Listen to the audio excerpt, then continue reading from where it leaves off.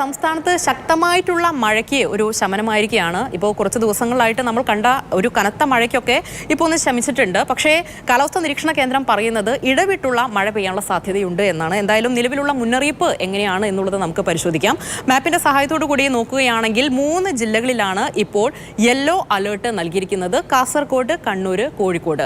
മറ്റ് ജില്ലകളിൽ നിലവിലെ അറിയിപ്പ് പ്രകാരം മുന്നറിയിപ്പൊന്നും നൽകിയിട്ടില്ല.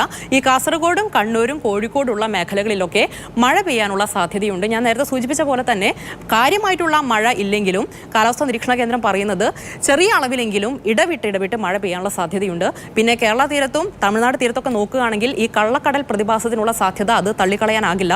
അതുകൊണ്ട് തീരദേശവാസികൾക്കൊക്കെ പ്രത്യേകം മുൻകരുതൽ എടുക്കാൻ പറഞ്ഞിട്ടുണ്ട്. അതുപോലെ തന്നെ ഈ ബോട്ടിംഗ് ഉൾപ്പെടെയുള്ള വിനോദസഞ്ചാര മേഖലകളിലേക്കൊക്കെ ഇപ്പോൾ മഴ മാറി എന്ന് കരുതിയിട്ട് പെട്ടെന്നങ്ങ് ഇറങ്ങരുത്. കാര്യമായിട്ടുള്ള ഒരു മഴ ഇപ്പോൾ ഇല്ല എന്ന് കരുതിയിട്ട് ആ രീതിയിലുള്ള ഒരു മുൻകരുതൽ വേണം എന്ന് തന്നെയാണ് കാലാവസ്ഥാ നിരീക്ഷണ കേന്ദ്രം അറിയിച്ചിരിക്കുന്നത്.